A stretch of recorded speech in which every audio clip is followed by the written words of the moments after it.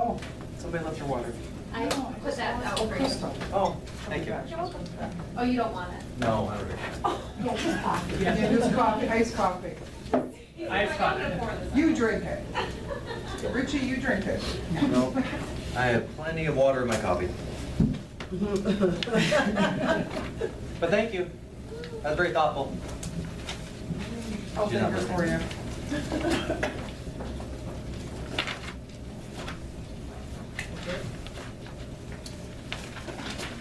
Here we go. Okay, I'm trying to skip through to get to the meat of this stuff because there's so much here.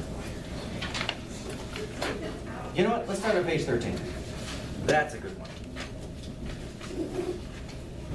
That's a great page because there's a third puzzle piece that I think is missing. Are you guys ready? Ready? Okay. When it comes to it, there, in my opinion, there are three, and let's go ahead and write the third one in under it.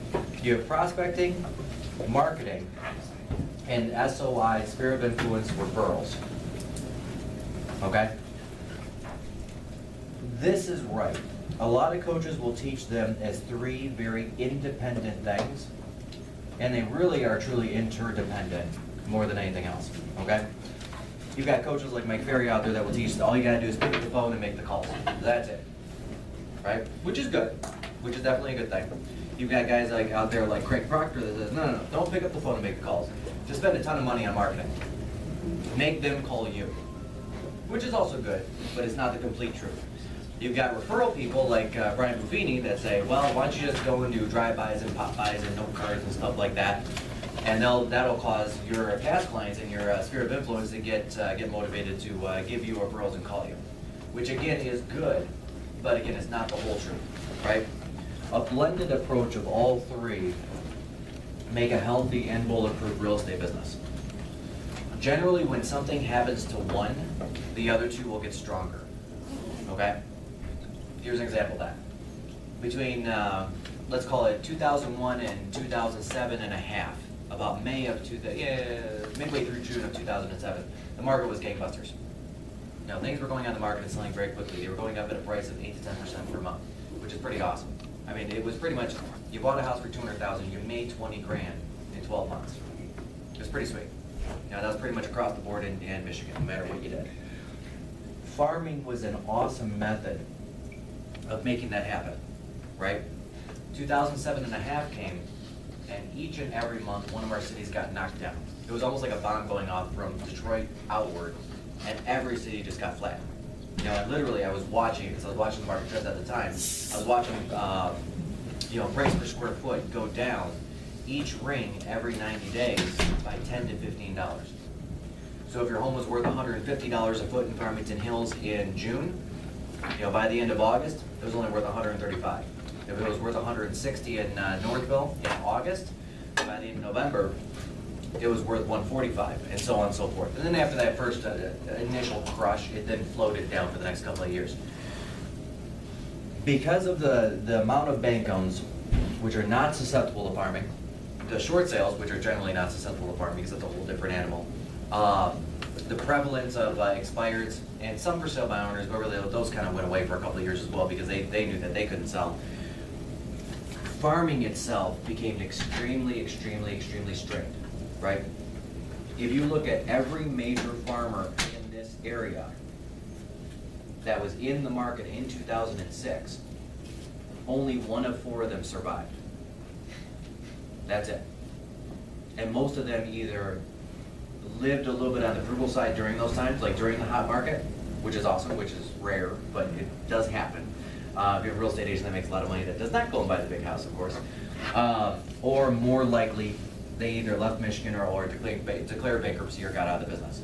I can stand up here and name 15, 20 agents that were doing 30 plus million in 2006 that are not in the business right now. Wow. Right? They put all their eggs in one basket. And that's where the blended approach comes in. Did farming absolutely not work during those years? No, it did. But it really just broke even at best. At best. And most of the time it was a loss leader. Now, if you look at most major corporations, they have several product lines, one of which they'll keep on as a loss leader, and then another one as a cash cow paying for it, right? During those times as well, you had guys like, let's call it Dave Abdallah, or Larry Covey, or Jeff Glover, during that hot market where they were getting into the market, they didn't have the cash, I didn't have the cash to go heavy into farming, so we picked the prospecting method to some degree of success. I mean, 04, 05, 06, and the first half of 07, we were doing well, we were not doing amazing. If you looked at the top 50 in the Board of Realtors, there were only 2 prospectors in there. And this was back when they used to actually put out the numbers. Because they used to do that every month by the board. They used to do it by book and then by email, and they finally just got rid of it because it was too depressing. But there were only 2 prospectors up there, and the rest were all farmers. That completely switched by the middle of 2008, and the farmers were just about gone by the middle of 2009.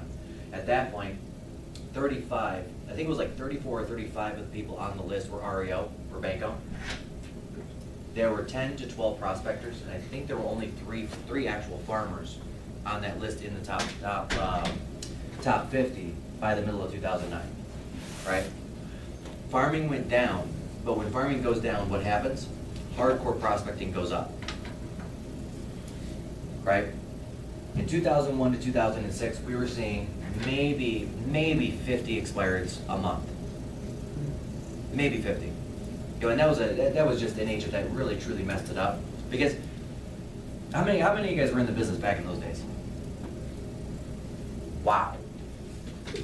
Holy heck, I feel old. That's awesome. I've got all the gray hair. No, it's right there. My mom points it all the time.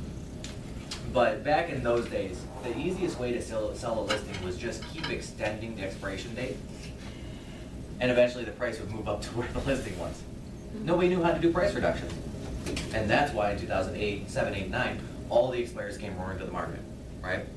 In 2007, 8, 9, and 10 for that matter, in this area, we were averaging between 400 and 600 expireds a month versus the typical 40 to 50.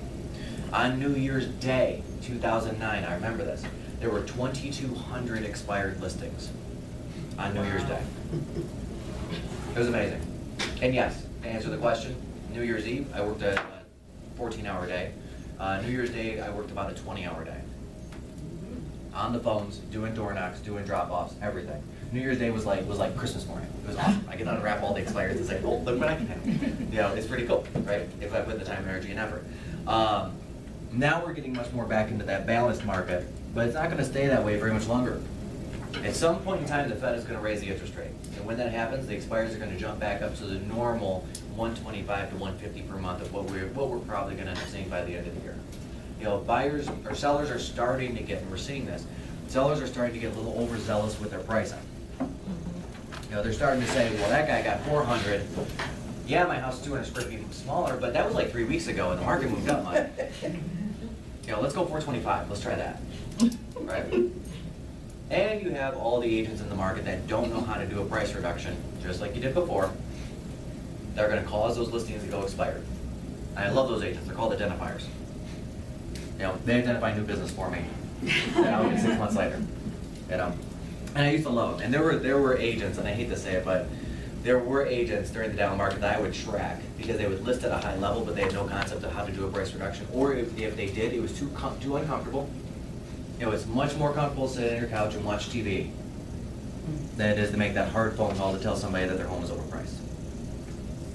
It is. A lot of those people are out of the business now.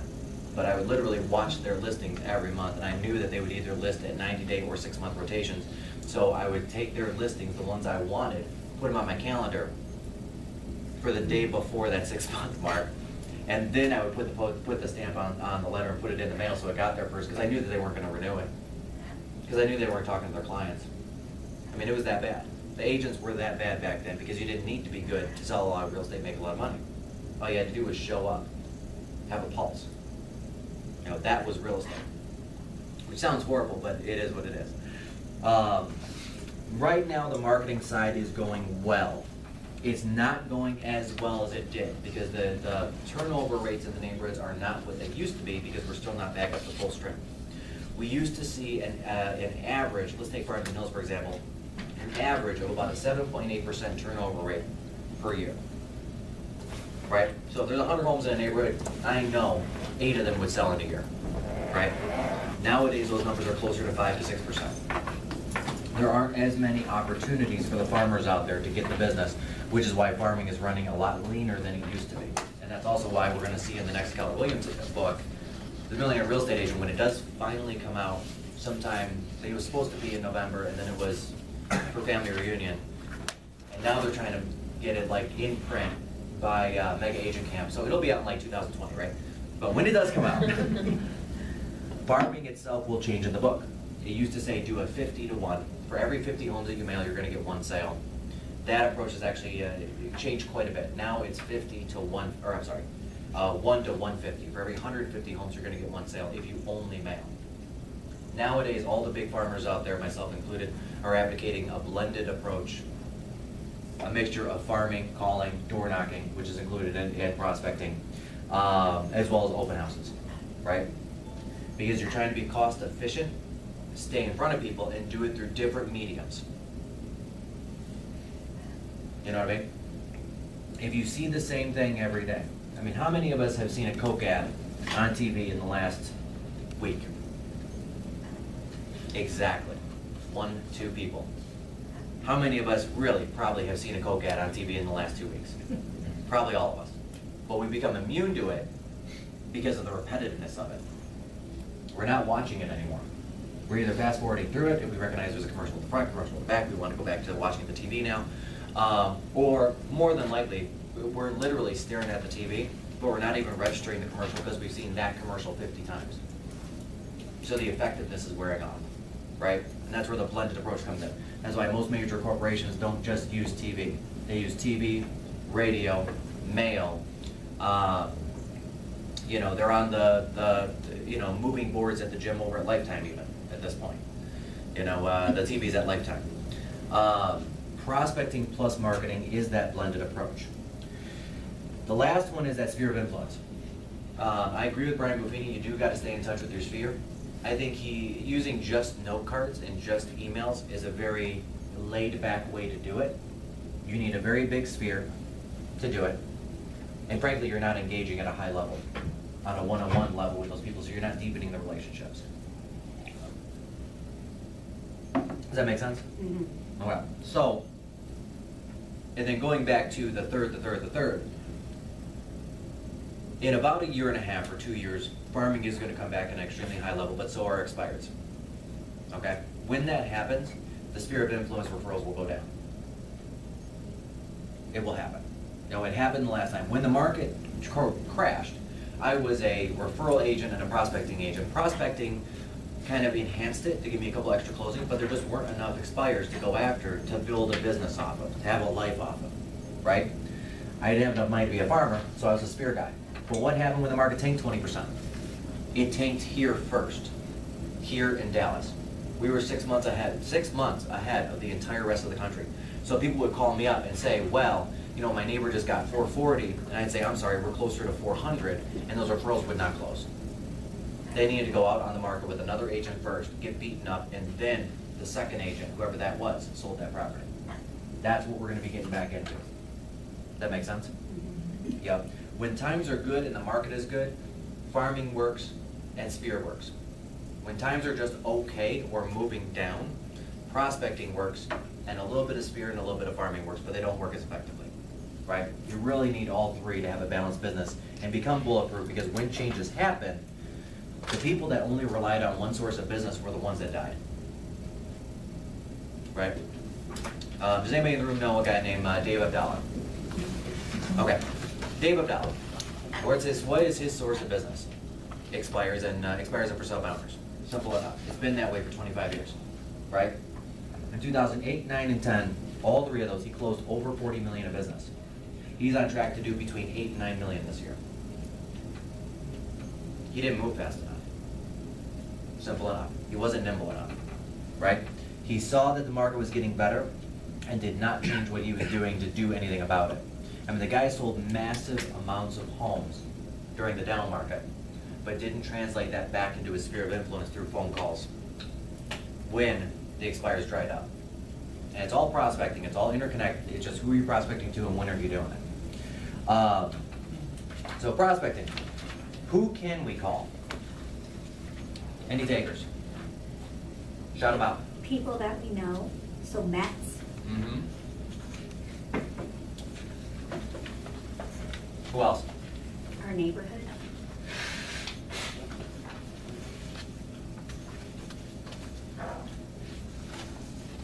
Who else?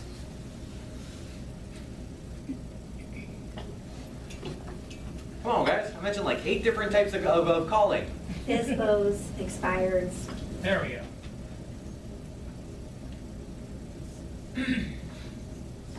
All right, somebody else give me another answer. Unconditionally withdrawn. I'm gonna mark that under expired. Referrals. This is the agent that said, yes, I did fail. This is the agent that just let themselves fail. Referrals goes back into SOI. That's really not a bad list. That's really not a bad list. Anybody else? Mike, what about aged FISBOs and aged expires? That's a good one. I will put that separate.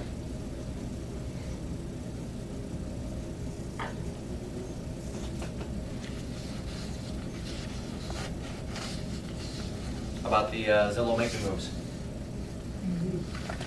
Not quite expired, but they would sell, right?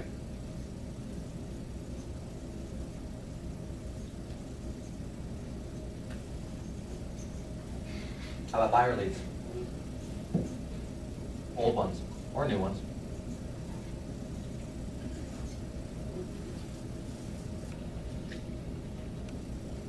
Not bad. Past clients. Yeah. Yeah, in my world, I put everybody into 1 or 2 categories. Either I've met them or I haven't. No, those are the 2 types of people in this world. What was that? Yeah, 2 types of people in this world. People I have met, people I have not met. That's it.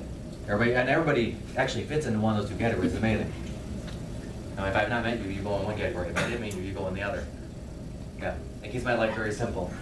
Because once I start getting into different advertising and marketing methods, you know, one for family, one for people I know but I never did business with, people that I know and I did do business with, it just gets way too complicated.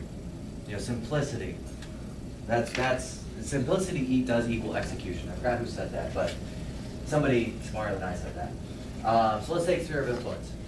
Easiest people to call, and the hardest people to call for that matter. Because past clients are very hard to call. How many people are contacting their sphere daily? I got 1. I got 2. Anybody else? I got 3. All right. Sphere of influence. The easiest business to come by on both ends, right? Easiest business to come by because these are people that already know you and like you. And when they turn around and either buy something or sell something, or their friends and families do, you have a third-party advocate that's rooting for you, right? These are the guys that you go on the listing appointment, they're not interviewing anyone else. These are the ones where you can show up in shorts and flip-flops and it's okay.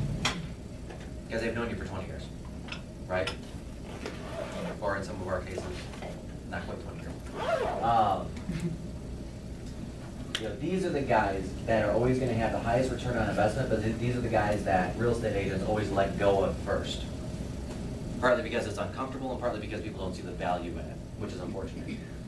Brad Korn, a buddy of mine down in Kansas, he sells just over 500 homes a year. He does not do expires, does not do FISBOs, does not do radio, does not do television, does not do farming at all. He only does his sphere. That's it.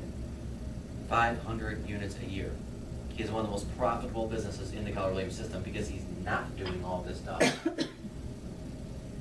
Because when you go into farming, and yes, I'm a big farmer, it is god-awful expensive to do it at a high level.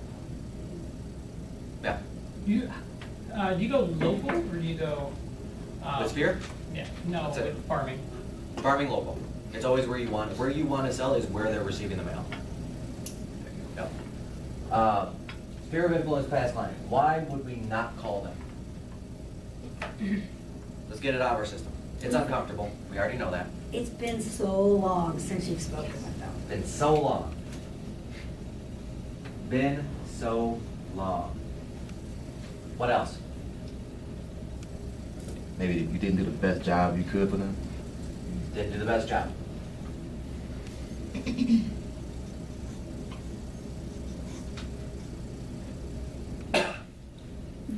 have been, There's that, and that's okay. Now, that confidence that you have on the outside becomes the inside. If you exude it outward, it will go back inward as well. Yeah? Does that make sense? mhm. Yeah. Kind of the opposite, but the same as what you think is reality. So don't have bad thoughts, but having bad thoughts doesn't make you a bad person. Right, that's a whole philosophical. That's fun. That's all right. That's a 10-hour debate. Yes, a lot of people realize that you have not been in the business long, but you can plow past that. They weren't ready, or they were just kind of looking through the process. Yeah. Well, and these guys, and I'm gonna put those guys down here, maybe buyer leads or follow-up. How many people like follow-up? No one. You do. You do? I You're do. the one. I'm You're the one. There's a reason why the first two initials of follow-up is. Because agents hate follow-up, right? So it becomes FU. Follow-up. Anyway, no, that's a good one. I'll get to that down there. How about what to say? You get them on the phone 2, 3, 4 times, and then finally you're like, okay, I'm running out of things to talk about. Now I'm just calling to say hi, and hi, and then that's it. I'll talk to you later. Yeah. And that happens a lot, and I find that to be a big struggle. Been so long. That's my favorite one. Okay. Here's the problem with this, or not the problem with this, but the problem with this line of thinking. And I love this. They have no idea we're supposed to call them every couple of months, right? As a real estate past client, we're always told, and we're beaten over the head with it, call your past clients, call your past clients, call them monthly, call them bi-monthly, call them every quarter, call them every year at least, send them this, send them that, call them, right? That's what we're always told. And so when we don't, we feel really bad. We feel like the relationship has gotten stale. And we feel like, well, if we call them now, we're gonna look stupid, right? They don't know that. They don't know. They have no idea we're supposed to be calling them every month. You know what I mean? We know, but they don't know. They're just happy to hear from you. They're just like, oh, cool, look, I get to talk to this person. I haven't talked to this person in a long time. So the paradigm for us is that it's an uncomfortable phone call because it's been a long time. The reality is they love to hear from you. Now, if it's a past client, you help them through one of the most exciting processes of their lives. Or one of the more stressful, but one of the most exciting. If it's sphere of influence, if it's a friend, just reach out.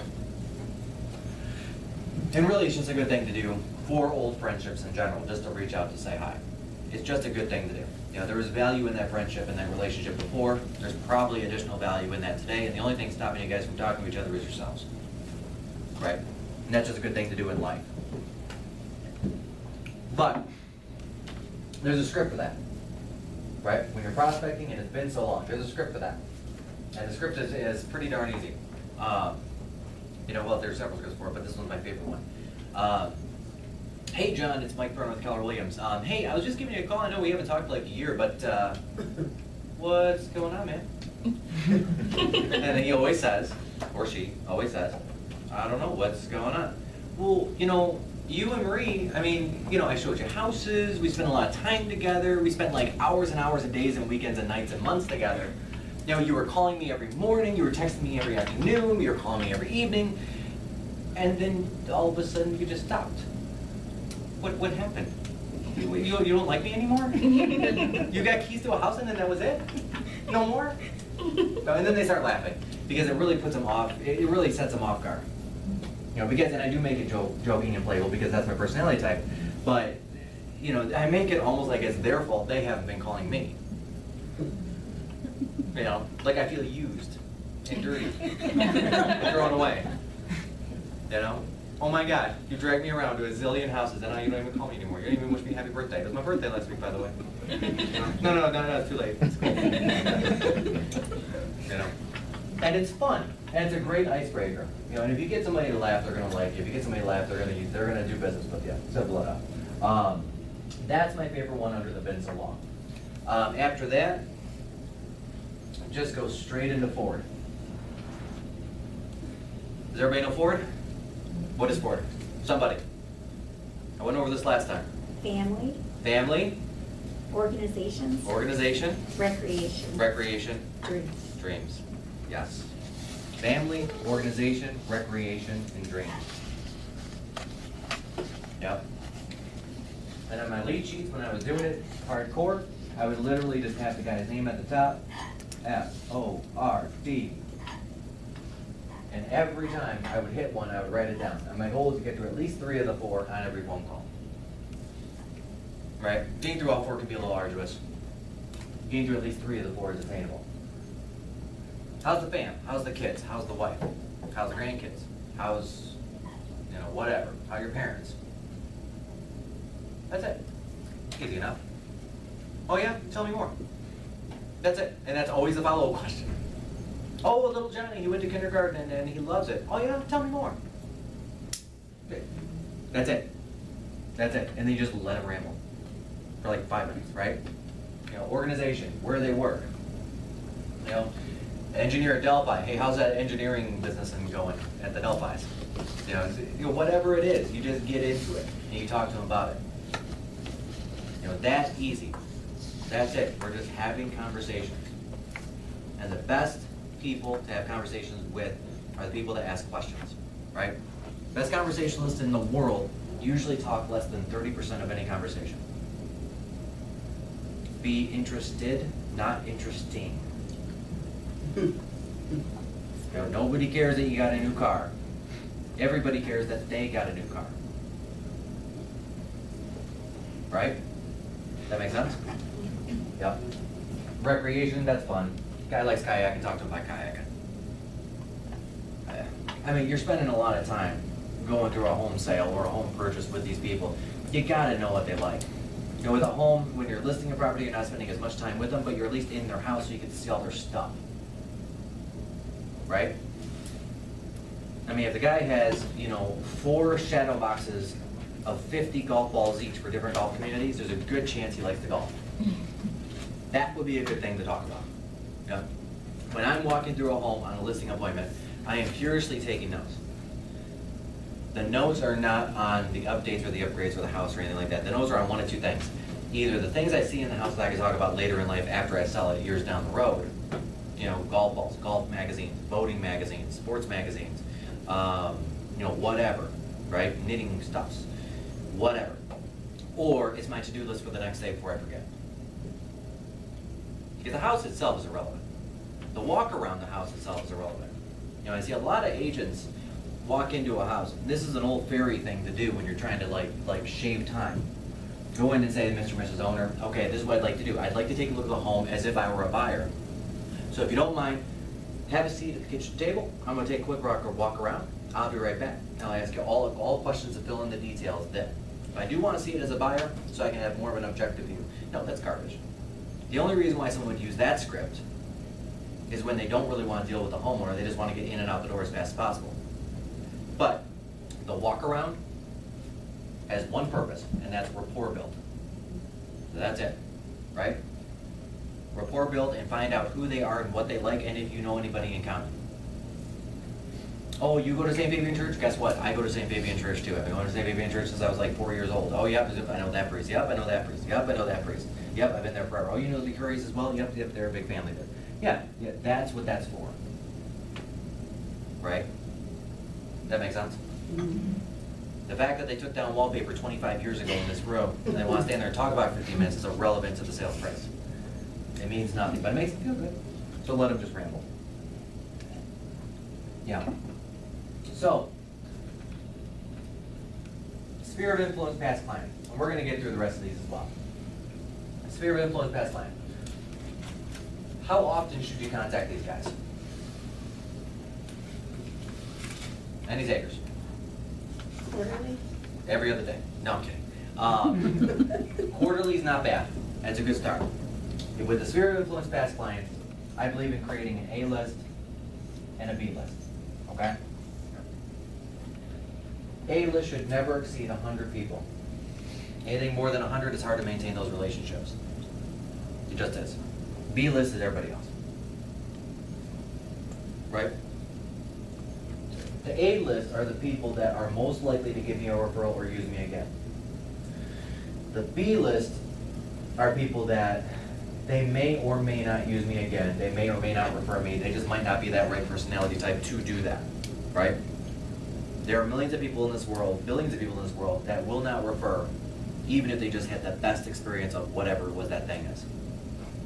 You know, during the home buying or home selling process, I always ask the same question.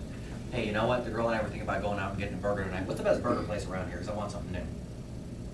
If they can't think of a burger place, they're not going to refer you. It just won't happen. Am I wrong? Makes sense. I mean, who did not just immediately think of a burger place in their head? Oh yeah, we all did. Yeah. The people that don't, I mean, they could have the greatest steak in the world last night, but if they're not willing to refer that restaurant out today, they're not going to refer the real estate agent out a year from now. It's not going to happen. If they go over exuberant on it, then they belong on the A list. Oh my gosh, you got to go to Green Dot Stables. You got to go here. You got to go over to Vincent Garage, and when you get the burger, get this burger, but don't get it with this. Make sure to get with this type of cheese instead because it's way better. You know, the Gouda cheese was not bad, but this cheese is much better. That person, that's your person. That's your apostle, right? That's the person that's going to run out and sing your praises. You have to use the restaurant terms, right? Anybody work in restaurants? What were those called? They were called apostles, disciples, and something other, right? The apostles were the people, because, you know, Jesus had the 12 apostles, right? And here's where this comes from. Upon Jesus' church of approximately 1 billion people, it was only 12 people that walked out and told people about it. That was it. And that's where that comes from. You know, Jesus did great things, that's fine. But 1 billion people wouldn't be following if it wasn't for those specific 12 people. So what was Jesus's greatest trait or greatest strength? Finding the right 12 people to put his time into that went out and told the world about him. And that's where the restaurant industry came up with apostles and terrorists, that's what it was. Apostles, disciples, and terrorists. The disciples were people that just came into the same restaurant over and over and over. They sat down, they had their meal, they probably ordered the same 2 things off the menu, and then went home. They never told anybody about it. They didn't care. They don't remember the waiter's name. They walk in and out. You know, there are 3 restaurants where I know the waitstaff by name. I know the bartenders by name. I know the managers by name, and I recommend people go there all the time. The other 5 restaurants I go to, I don't. Now, those 3 restaurants have probably gotten more business for me than I provided by myself. And then you have terrorists, the people that you just do an abominably bad job for, or at least they think you do, and then they tell the world as well. The goal is always to have more possible terrorists, right? So let's talk about that. Didn't do a great job. Didn't do a great job according to who? Them or you? You know? There does not always need to be a wow factor. Not every real estate transaction is a real estate agent going to walk on water. Not every real estate transaction is somebody going to negotiate $10,000 off the price on a home inspection. There will be most of them where the home inspections come out fine. Not every real estate agent is going to negotiate $10,000 off on the price of an appraisal. Most of the time, the appraisal is fine. Fine is not a bad job. Things going wrong are generally not a bad job at all because it's not your fault, right?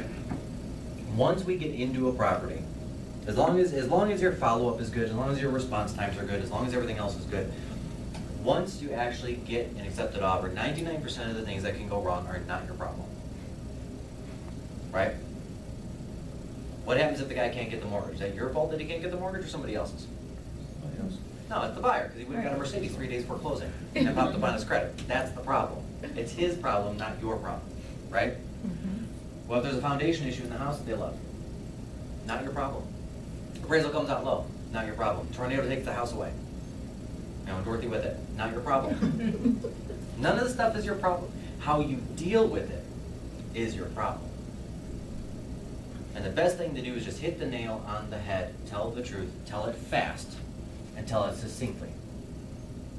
You know, recently I had an agent on my team that sat on the fact that the mortgage was going to run long. Literally, he was told by the loan officer.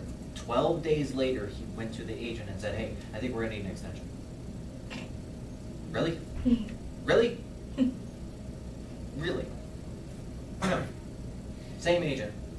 A couple weeks before that, buyer called him up on Saturday afternoon, said, hey, I want you to write an offer for me on this house. I really want it. Agent calls the other agent, finds out there are no offers on the house. So what does the agent do?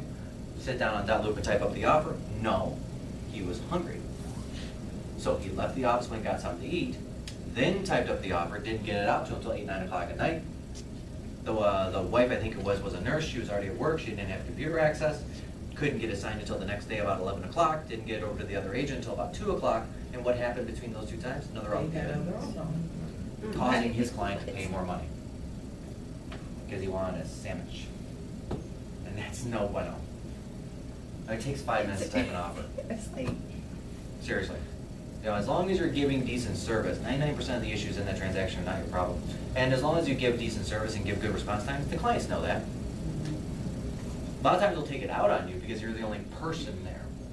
If Chase Bank, with their 1-800 number from the processing center down in South Carolina, gives a denial letter, there's no person to take the brunt of that anger. Be there, be that person. Get yelled at. Have the uncomfortable conversation. Now, chances are, a week later, they're going to feel like a royal jackass. And they're going to feel like they're indebted to you, and they now have to refer you because they did take it out on you, and they shouldn't have taken it out on you. So now they owe you one, which is pretty cool. Right? People know. Over a long enough period of time, people will generally realize what the actual issue was if they think the issue was with you. So as long as you're returning phone calls in a good amount of time, unexciting real estate transactions are the best real estate transactions for everyone around. You know, having the big win sucks because you have a big problem to have a big win most of the time, right? I tell my clients up front, the greatest thing that can happen in a real estate transaction is for us to show up at the closing 45 days from now and you not remember my name. Because that means nothing happened. There were no issues. It was so darn smooth that you even forgot who I am. It was such a painless process. It was such a low hassle process. You don't even remember my name. That's the greatest gift a client can give me. Of course, I'm joking, but there's some truth to that too, right? What else we got? Which one was that one? Not experience enough. Excellent. Not experience. Experience is a mindset, right? I have a real estate license and I have sold 0 homes. My friends do not have a real estate license and they too have sold 0 homes. I at least have a license. I have more experience than anything, right? That's step 1. Step 2, this office, I don't remember what it was this year, but last year I think it was, we sold 360 million in real estate. Does that sound about right? Anybody? Anybody know the numbers? All of you should know the numbers, including me. We sold roughly 360 million in real estate. We were the #1 firm in this area. The next up firm was a full 120 million below us. We have more experience sitting in this office than any other real estate office for 2014 real estate in this area. To get more experience, you literally have to drive to Grand Rapids because that's where the only bigger office is in Michigan. You know, that's a great question, and I may not have all the experience in the world, but you know what? I joined an office of 200 other real estate agents, many of them in the business over 30 years, some of them selling in excess of 50 million per year of real estate. Keller Williams has a culture of sharing and learning. That's why I went to that office and not Coldwell Banker, not Remax, not all the ones where doors shut, they don't open. Right? So Mr. Friend and family member, I understand that I'm not the most experienced person in the world, but standing behind me, I've got 1,000 years of experience chalked into 200 other agents. You know, if you know me and you know the content of my character, you will also know that I will not just answer a question that I don't know. I'll say, I will find you the right answer and I'll be right back. That's not a bad script, right? No. You sold a family member a house recently, right? Mm-hmm. They have any issues going with you? No. Why not? Because they're my family. Well, there is that. There is that. But in the back of their minds, They trusted. not to be offensive in any way, Richie, but I am definitely going to call you out on this one. No, please do so. At that point in time, how many homes have you sold? Had you sold? 0. Right. And this is Actually, your one. brother's. No, This it's is one. your brother's largest investment in his life. Right? The largest single purchase he had ever made, and just about to be the largest single sale he was ever going to make. Right? And I did hear you on the phone that day when you were talking to the brother, because your brother was talking about possibly going with a different agent that was big in the area, and you pulled him back and said, listen, you know, my team leader sold more homes in 1 year than most agents will sell in their lives. You know, personally, not including the rest of the team. Wow. And if not, I've got Wendy Pat, you know, the operating principal, I've got Pete Costa, and I've got Mike Sheback. And between those three people, you know, they've sold 1,500 homes in their careers. Actually, the exact line I used. Yep. Yep. I think it was something like, if Mike's not here, I got 3 other people behind me. With more experience than anybody else in this area, including whoever it is that you're talking to. That's fine. You gotta start somewhere. It's how you start, is how you get the business. Be honest, be upfront. Yes, this is my first home sale, but that's fine, because I got a guy in my office that sells 500 a year. I'll just go ask him. Right? You know, we're not at, you know, Century 21. You know, I mean, that wasn't very nice. We're not at some of those offices where there are like 9 agents, 8 of them selling 1 or 2 homes a year, and the one broker's running like a chicken with his head cut off because he's both selling all the homes and trying to run the office, so he's never available. That's not this office. There's almost always somebody here, especially during business hours. And every one of these people, because they're at Keller Williams, are willing to answer the questions. That's what we do here. That's what makes Keller Williams Keller Williams, right? So don't worry about the experience.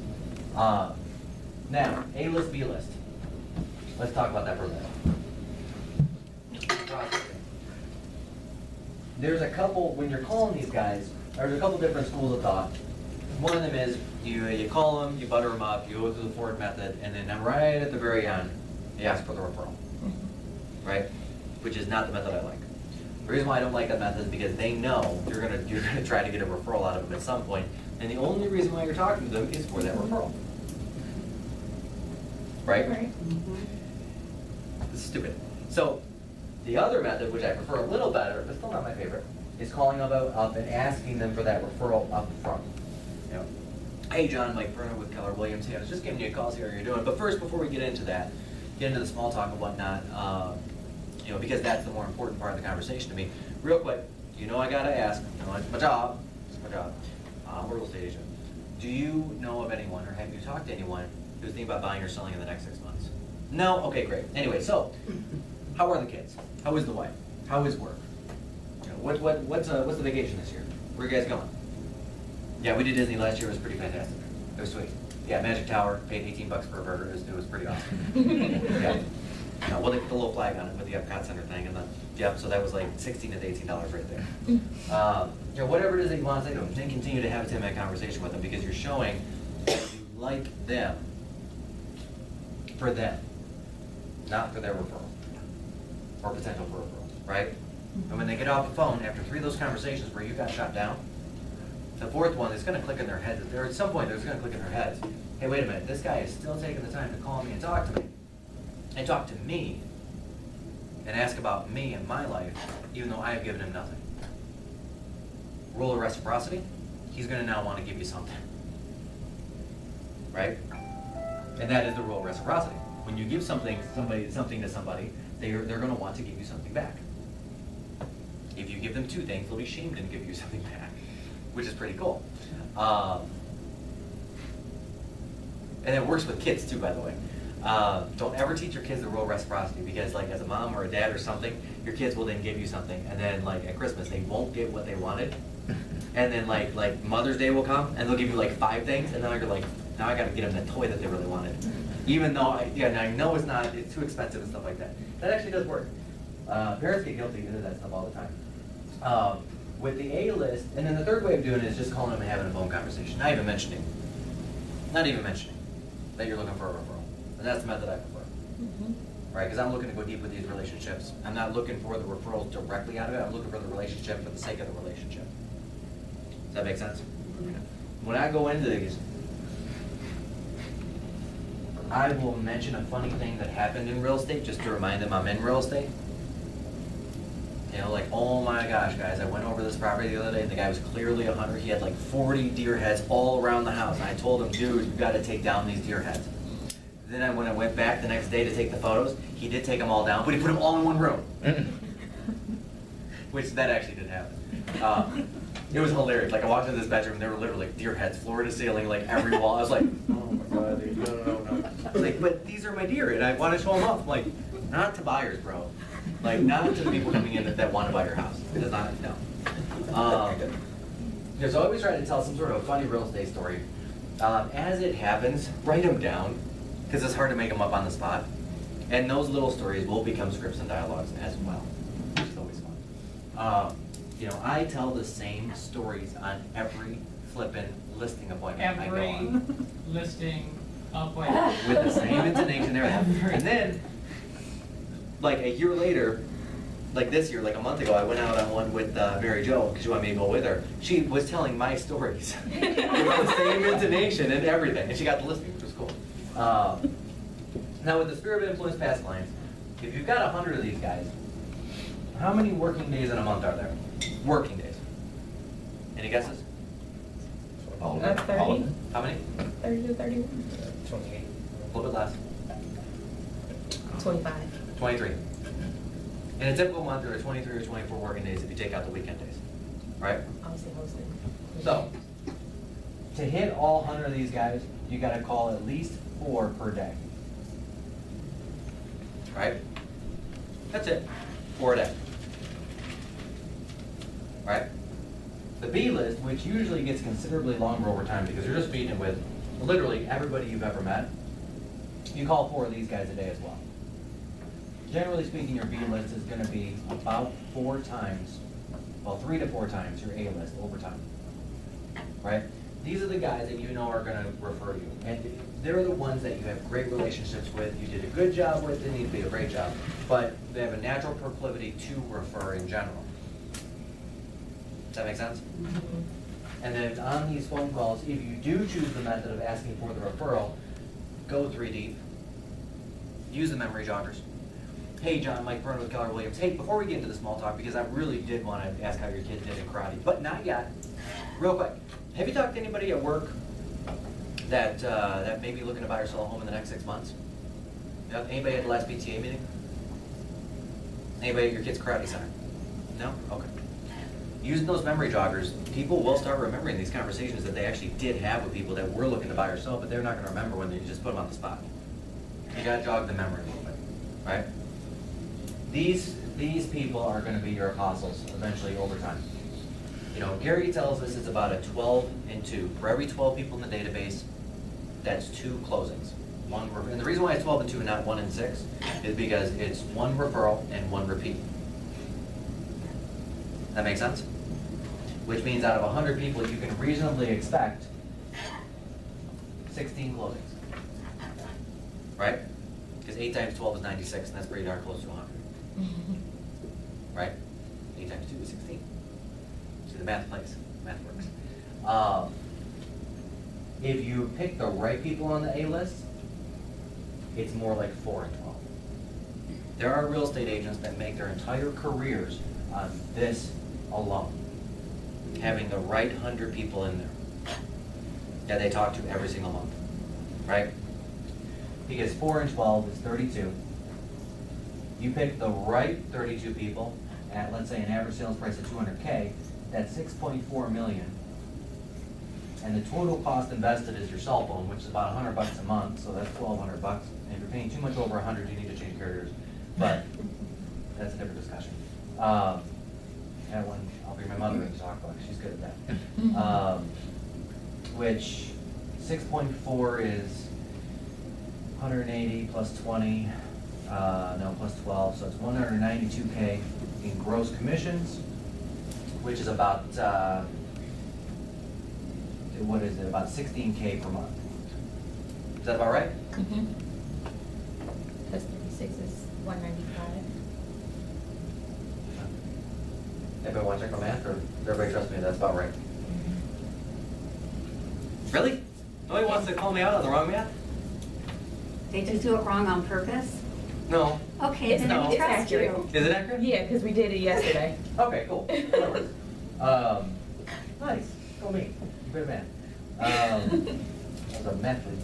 No, it wasn't. I don't know what that is. It just sounded like the thing to say. But people have made their entire careers on this.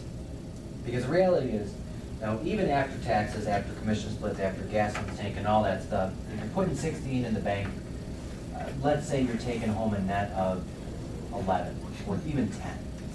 That's 120K a year. How much is a nice house payment? What, 2,000 a month? Is that about right? So that's 24. After write-offs, 20 again. Nice car is about $500 a month, so that's 6. You want to put, let's call it 15K into retirement. You want to take a couple nice vacations a year. You got to eat. Let's say that's 2K a month, so that's 24. Right. That's 44, 50, 60, 75. And you're still looking at, okay, I've got, almost 50 grand left. Might as well put 15K into the kid's college fund, and might as well send the kid or two to private school. And you're still not at 120, right? 120 as a net income after taxes is a great life. I do not care who you are or where you are. It just is. Does that make sense? Yeah. Plus, with these guys, these are people that know you, they like you, and they're referring people that are like them. And that's one thing I've learned in this world.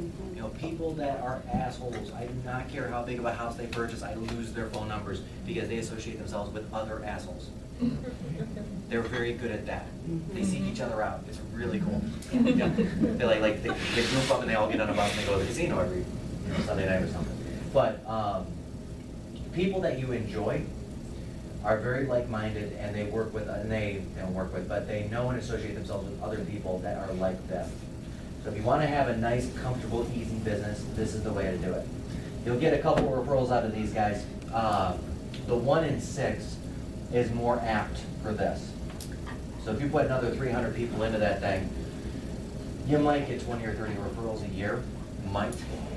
They probably won't be the strongest, just to be honest, if you're picking the right people in the right way. So that's usually good for another 10 to 20 transactions a year. So let's call it 10. So now you're at 42 transactions at an average income of $6,000 a transaction after taxes, $4,000 a transaction. That's another $40,000 on top. So now you got another $40,000 if you make these 4 phone calls a day. These are the real numbers. Yeah. What do you feel about participating in business networking groups that get together and then share leads and that? When they're on, they're on. It's like a business networking groups are like marriages. 7-year itch. You have good years, you have bad years. When you're on, you're on, and when you're not, you're really not, and it becomes very uncomfortable. Right? I hate to say put marriage in a bad light like that, but anybody who's married knows that is just the way it is. There'd be like a 6-month period where the marriage just sucks. You're like, oh, I gotta go home. And there's 6 months where you're like, oh my gosh, this is the greatest thing ever. I get to go home. That's how business networking groups are, except they cycle through faster. Sometimes the referrals are flying back and forth really quickly, and then sometimes they just literally break apart and disband because the referrals are not flying, and it is early in the morning, and they're like, forget it, I'm done. I'm out of here. Long term, I don't see it as a great plan. Short term, if you get the right one at the right time, it could be good. I'd rather just go straight to the business owners and refer back and forth there instead of going to a place where I feel I need to bring 2 referrals just to get in the door. B&I used to be it's a great concept, but going direct to the vendor and developing those relationships even deeper, your mortgage people, your insurance people, your inspectors, stuff like that, that's a better way to go. Does that make sense? Yeah. But that is what it is. Okay, any questions on sphere of influence past clients? How many to call per day? Anything. And guys, we are talking about 8 phone calls per day. Dialing the phone 8 times. That's it. That's it. That's all it takes to have this life. Right? And then over time, people will fall out of the top 100 and people will earn their way into the top 100. When these people give you a referral, start evaluating those referrals. Was that somebody I enjoyed working with? Were they a decent sales price? Were they easy? Was it a crap referral or was it decent? If it was all the above, all great stuff, all great prices, all great everything, go back to your top 100 and say, well shoot, Over the last 5 years, I got referrals from 70 of them, but 30 of them I didn't. So this guy gets to go away, and this guy gets to go into the top 100. The key is to keep it at 100, because when you get the thing too big, it just falls apart. You can't maintain those relationships through the year, right? It just becomes too much. And that's why it's 8 phone calls a day, not 30 phone calls a day. Okay? What time you got, Richie? 1:56. Oh, I got like 4 minutes. At the same time.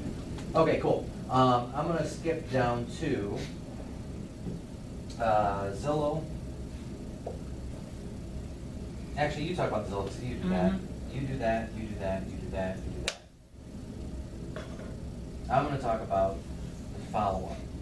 Okay, Tony DeCello, best coach with Keller Williams there is. He's the one everybody wants, myself included one day. He says that 70% of business, 70% of listings, 70% of buyers come from follow-up. 70% of everything comes from follow-up. That's true. It's easier to retain what you got than try to go after the next one, right? I've got a couple of agents upstairs that I'm trying to get this concept through their head. Like where I talk to them and it's like, okay, well, how many hours did you write in April? How many accepted offers or how many contracts did you close or whatever it is? And they're like, oh, we closed 3. I'm like, awesome. How many buyers did you show? Oh, like 25. Wait, 25 buyers you're actively working with. Well, no, because sometimes they don't call me back. I'm like, do you call them? Well, no. All right, let's talk about that. What are you doing? Well, I put them on the MLS trip campaign. They get the properties, and then they call me if they want to see them. Like, you're serious, dude? That's their deal. You and 8 other agents are getting listings from. Which one are they going to call? Like, I mean, seriously, that's what people do. The agents do that. Agents will have a great conversation, half an hour time investment with a buyer. And think about this. We are all $150 an hour people, everybody in this room. So if you spend half an hour rapport building with a buyer on a phone, that's a lead, you just spent $75, right? Get a return on that investment. Make the next phone call. Send the thank you email. Better yet, send the thank you handwritten note. Set them up on the multiple listing service drip today, yes. Call them tomorrow to make sure that the parameters are correct. Call them 3 days later to see what they want to see. Put them in for a once-a-week phone call. Make it a movable rock in your calendar. Okay, on Wednesdays, every Wednesday, I'm going to call all the buyers I'm working with, period. From 9 to 10, it's on my calendar, it's time blocked. On that day, I'm calling all buyers. Why Wednesday? Because then it allows me Wednesday afternoon to search for anything new, Thursday if I need to follow up with them, Friday to set the appointments for Saturday and Sunday showings. Then you repeat the process the next week. That's how you work through those buyers, right? But you got to stay in front of them, especially now where it's a tight market, where it could be 3 weeks between one house coming up for them and another house coming up for them. And when the next house comes up for them, if you only had one good conversation with them, who are they going to call? The guy on the sign, or the guy paying for the ad space on Zillow. Let's not forget, 87% of people who buy a home would use the same agent again. 87%, according to the National Association of Realtors. They do a study called the Profile of Home Buyers, Profile of Home Sellers. They interview 10,000 home buyers and 10,000 home sellers every year that bought within that year. Out of 10,000 of them, 87% would use the same one. 14% do. And that is follow-up, right? You spend all the time, energy, effort, and money to create that lead. Don't let it fall apart. Put it in the calendar. This is the time that I do follow-up, period. That's how we do it. Right? And I've got and my listing agents do it that way. On Wednesday from 9 to noon, they sit down and they do all follow-up for the week. That's it. That's it. I mean, seriously, guys. If you have a chance at some point in time, if you want to, go ask Mary Jo why she lists 15 to 25 homes a month. Doesn't matter what month it is. Last week, not last week, a couple weeks ago, we looked at her April numbers. She had listed 17 properties. 12 of the 17 properties she listed, she had gone on the appointment more than 90 days previous.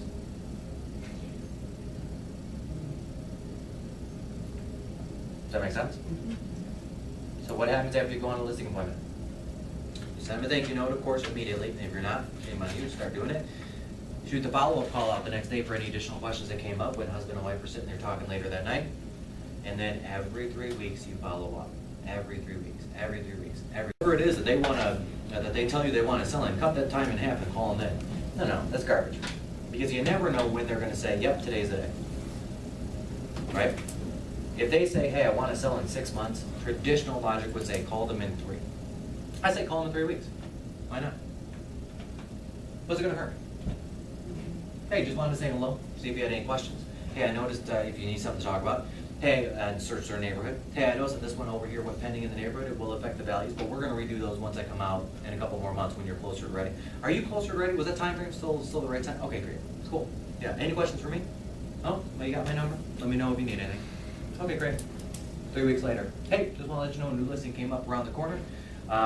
It's on the market for X amount of dollars, and you either laugh at it if it's too high, or you say, oh my gosh, that could affect your value in a negative way, or you say, hey, that could be a definite positive if they get that price. And whatever it is, just tell them that. It's either too high, on the money, or too low. Whatever it is, just tell them what it is, right? They know it, because they went through the numbers with you the first time. We'll just want to see again, if you had any questions. I know we're still about 4 months away from getting the home on the market. Once we're about 3 months away, we're going to go back through those values again a second time because the markets do change over a couple of months. But I do want to keep you abreast as to what's going on in the market. Also, Mr. and Mrs. Teller, as we get closer, if we do hit a dead zone, I want you to have confidence in me that if we hit a dead zone in the market where there are no listings on the market in your neighborhood, I will call you and I will push, pull, tug, and beg you to get on the market at that moment. Because what happens when there's no supply and a lot of demand? Price goes up. People pay more. If we hit the market in the right week, you could get 10 or 15,000 more for your house. That's why I'm calling you every couple of weeks and letting you know what's going on. Because I'm looking to build that trust with you, that you'll know that I'm keeping an eye on the market for you so you don't need to. And flat out just tell people that. Because that's the truth. Right? That make sense? Yes? Everybody say yes? Yes. Okay, okay. Tell people what you're gonna do. Do what you said you're gonna do. And then tell them what you did. Right? The key is to service. When I come see you, I'm gonna bring in market analysis. We're gonna sit down and talk about marketing, we're gonna talk about pricing. And then after the appointment, if we go on the market, then I'm gonna do these things. If we decide not to, then I'm gonna follow up with you. On the appointment, hey, I brought the market analysis. We're gonna talk about marketing. You've chosen not to go on the market this time, I'm gonna follow up with you. Hey, after the appointment, hey, did you have any questions on the market analysis or the marketing? I mean, it's just beating that drum, that service drum. That's all it is. You're not overtly saying, hey, look what I did, that's so great for you. You're politely reminding them of the work that you're putting in. You know what I mean? That's what that is. Follow-up is the name of the game. Nothing burns me more than when I see a farming lead or an expired lead that we are generating a list with somebody else. Because that is simply a follow-up game by the agents. That's all it is. We're putting out, 40,000 postcards a month. We're spending, 10 grand a month or whatever it is on these listings. So that means I have a per listing cost of about $400. About $380, right?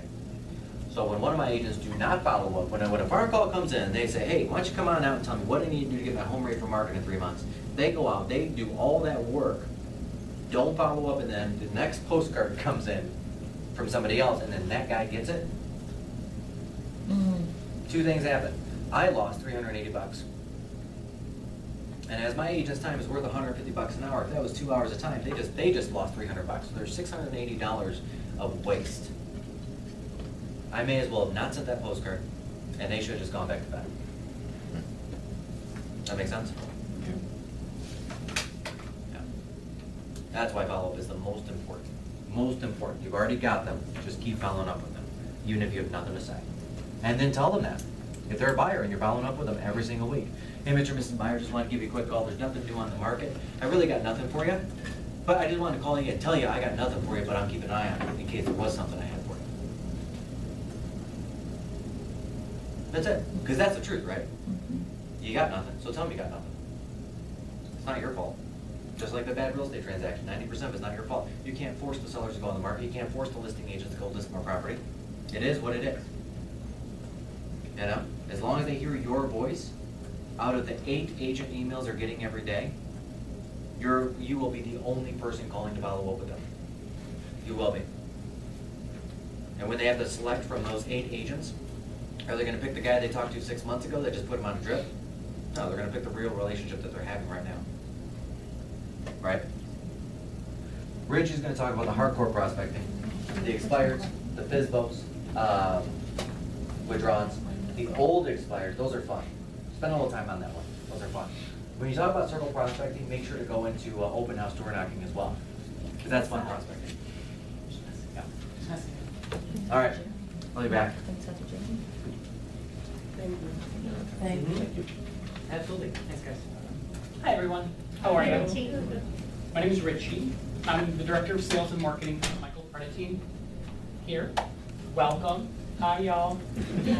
Alrighty, so what do you all already know about circle prospecting? What do you all think it is? Do you already know about it? Somebody raise their hand. Do you know what circle prospecting is? Wonderful lady in the front row. No, I don't. Alrighty, do you all know what farming is? Farming neighborhoods and postcards out. Okay, just making sure, because when I first started, I made a complete fool of myself. That's how I met Michael Perna.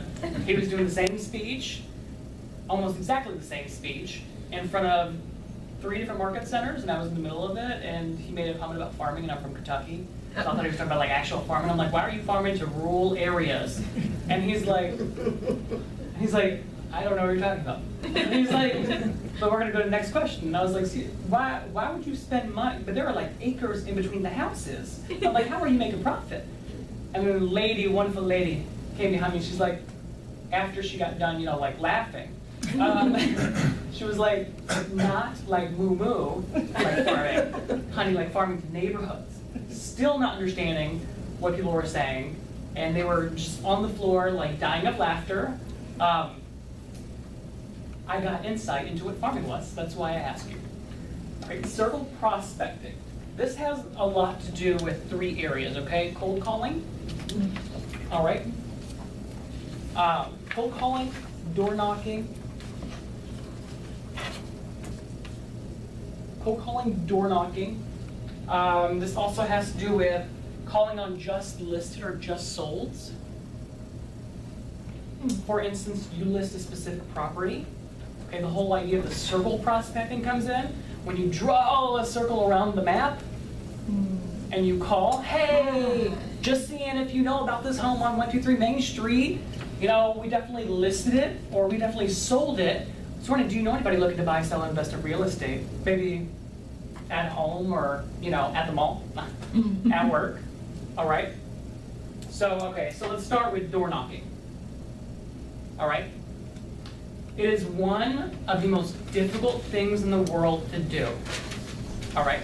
Why is it so difficult? Walking up to a stranger's house. Who do you door knock for? Like, who do you door knock? Maybe your own neighborhood. You can start there. Because you would know maybe 1 out of 3 people or, at least a couple. Absolutely, I would start there. So it kind of annoyed me, personally, that in my neighborhood, there are other real estate signs. Who is pulled out of their parking lot or pulled out of their driveway and saw other people, like there's signs that I don't even know who they are. I'm in real estate, I'm sitting here like, I have no idea who this is. That could have been yours. And to be quite honest, I totally got disappointed. So I started like walking down the street, like putting flyers in people's mailboxes. You could start small. Start with a street that has really pretty houses, okay? And even if you're just beginning, like I was in September, I started small. I went to one street, I found the prettiest houses, and I was like, this is gonna be my neighborhood. So I literally went to the house. I had no script, didn't know what to say, and I was like, knock, knock, knock. Hi! Pulled up my pocket card. I'm a real estate agent with Keller Williams down the street. I just wanted to say hi, introduce myself. I got to know them a little bit, and it actually turned into a listing later on because they had a neighbor down the street that remembered me. And they started talking about me, and then I came to their barbecue. because they said they're gonna have a barbecue. I'm a food fanatic. You know me, I eat Jets Pizza almost 4 times a week. Like, I just eat the entire pizza, I love it. But once you start getting familiar with that neighborhood, you start becoming known, okay? That's the biggest thing you have as being a real estate agent, is connecting with people. It is not easy, okay? Walking up to somebody's door and getting the door slammed in your face, or why are you here? Why are you trying to sell me something? I'm actually not. I just want you to know that I'm here, and if you have any questions about real estate, don't hesitate to contact me, okay? You can always give them a card. How many cards should you give them? 2. Like, They One wanna and have one to one, somebody and else. then one to somebody else. absolutely. Let's be honest though. What do you do with 2 business cards? Put them in your pocket. Put them in your pocket. Once you get one, you throw it in the trash, and then you forget about the other one in your pocket. So when you do laundry, then take it out, and they pull it in the pocket or whatever, they're like, what caused this problem? They pull it out and they see, oh yeah, that did happen. That's what likely happens. I mean, the likelihood of them being like, hey, best friend, how are you? Is highly unlikely. So, okay, we got door knocking down. You door knock for people around your neighborhood. You could also door knock for expireds, okay? That's a little more difficult and a little more touchy, and you get a lot more rejection, but it's a lot more rewarding. Why could it be rewarding? Because they actually could have a motivation to sell. They do! What did they just have in their yard? Sign. A sign. They just had a sign. Who in their right mind, we call expireds every day, and several of them are like, oh, we're not looking to sell anymore. Ma'am. Honey. Do you have a sign in your front yard? Yes. Okay. Did your house get sold? No. What was the reason it got sold? It didn't get sold. The market conditions are horrible right now. Okay. Okay, let's talk about that. And I go into it and I explain the whole situation. I mean, there's already a sign in the front yard. Okay, you're gonna get rejection when you go door knocking for expireds. All right, it's about doing it multiple times and getting good at it. You get that? Like literally with real estate, if you're not embarrassed, then to be quite honest, business, if something happens in the market, you might not be able to survive. A lot of agents, like Mike said, they were only doing one of the 3 things: prospecting, marketing, and what's the other one? Farming. If you only do one of the 3 things, and you're really good at that one thing, what happens if the market goes down with that one thing? For instance, you said farming. Okay, what happens if farming stops working? Decreases like it has been decreasing. Then your financial income decreases, right? Then how do you do other things? How do you lever revenue if that one thing goes down? So now you have to think of like other ways to increase that. The other way is door knocking, expired, unconditionally withdrawns, hitting up, just listed, just sold. Does that make sense? I mean, back in the day, they used to have this book, okay? What was it? Well, it was the white pages. Was it usually used as like pages. to help you, like prop you up on the desk, you know what I'm saying? I actually brought in a white pages book, and I felt extremely old personally, because they were like, oh, what's that? And I was like, what do you mean, what's that? And they're like, what is that? I'm like, the white pages. They're like, what does it have in it? And I was like, numbers. This is what people used to do before we had all this whole Google stuff. You know, you would go through, literally you would go through white pages and do one by one and just call everyone in the white pages, and then you do it over again. And through that, you would get listings. Through that, you will get buyers. Let me tell you this right now. If you call through your phone right now, how many contacts do y'all on average have in your phone right now? 100. people that you had in high school, people that you had in work previous, people that you had, oh, I mean, I had people that I didn't even know I had in there. I'm sitting here like, oh, who's this? It doesn't matter who they are, just connect. It really doesn't, like, it does not matter. Hey, you know, I may know you, you may know me, just want to say, hey, because you're in my phone book. Like, just connect. That's all this job is about. The number one thing you should, actually, there's two things you should be doing in real estate. All right? Two things. Trying to get in front of people or being in front of people. If you're not doing those two things, you're never gonna make money. Like, you're personally never gonna make money. It's okay, so we got circle prospects. So that's cold calling, okay? The script that we use for cold calling, also, like for instance, if you're calling into a neighborhood, okay, you can use like your vendors for this, like title companies and stuff like that, okay? You can ask them to pull a list for you of phone numbers. That's the easy way to go about it. I do it sometimes all the time. Call into the neighborhood. Hi, Stacy. Hi, Stacy. This is Richard from the Michael Perna team at Keller Williams. I'm actually calling because there are several buyers looking in your neighborhood to sell. And you know, Stacy, if you got the right price, I mean, the market's hot right now. It is so hot. Things are going multiple offers. Things are going highest and best. You know, if you got the right price, Stacy, would you consider selling? Do you think that's different than saying, hi, Stacy, this is Richard with the Michael Perna team at Keller Williams calling in regards to your home that just came off the market. Or, hi, Stacy, this is Richard from the Michael Perna team at Keller Williams calling because there are a lot of buyers looking in your neighborhood to sell, and if you got the right price, would you consider selling? Would you? Is that a little different? That's a lot different. That's a lot different. With calling, with getting in front of people, with getting that rejection, you just gotta take it like it is. I'm telling you, the biggest thing we have against us is rejection. Because as soon as we get that one rejection, we're like, oh my God, I'm horrible. Oh my God, I can't do this. The world's coming to an end. Oh, I got things I gotta do. I gotta go like pick the clovers out of my yard. Like, as soon as we get that one rejection, it's all about having, you gotta have confidence when you do this. Like, even if you mess up in a call, like, there's always a hang up button. I'm just messing up. I'm just messing up.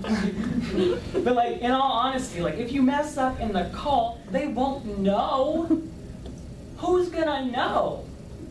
Like, you're the one who has the script in front of you. And there have been several occasions where I've messed up, okay? Several. Where I've messed up. And my first week doing inside sales or prospecting, I was shaking in my boots. And I was sitting here like, hi, this is Richard from the Michael Perna team at Keller Williams. I forgot the rest of the script. I forgot the rest of give me just 1 second. Hold on just 1 second. Let me get my place. Okay, I got it, okay. Your home just came off the market. Like, just go with it, be natural. Y'all got into real estate because y'all have a personality. Like, be natural with it. So that's circle prospecting, okay? Question. Yo. For with sending a letter, because the script that you use for the cold call or for the calling, like the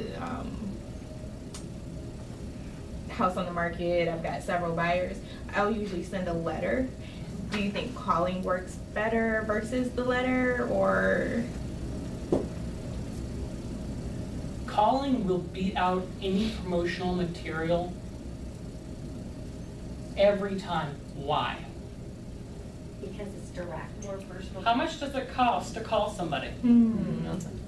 If you go deep into what you are sending out, on average right now, 6 cents for every letter, ink, envelope, and 17 stamps for every stamp, on average, if you get it in bulk, which I usually do, because I love getting stuff in bulk.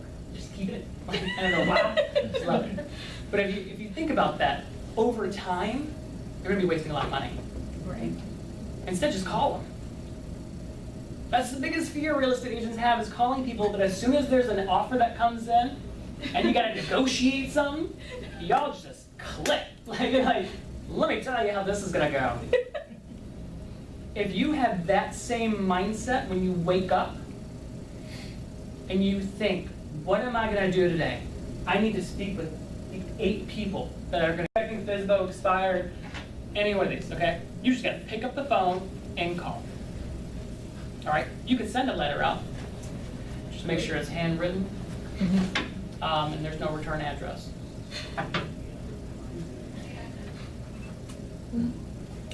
How likely are you gonna open a piece of mail that says Keller Williams on it? Touche. No return address, because I don't want it back. But like I said, in regards to prospecting, what you can do is you can send a letter 3 days later, follow up with them. Hey, did you get my letter in the mail? Oh, you didn't? Well, let me tell you what the letter was regarding. Boom. We actually have several buyers looking. Do you all have several buyers looking in Country Club Village? I will when I have your Do listing. y'all have Facebook? You got Pinterest, Instagram, Twitter. Y'all got those? Pretty sure you can find a buyer in some way, shape, or form on those. I mean, I personally have like 1,200 friends that I don't even know, but it's cool. And then I have a MySpace with Tom on it. My favorite friend in the world. Tom, he was my first friend. He's everyone's first friend. But like, you have buyers.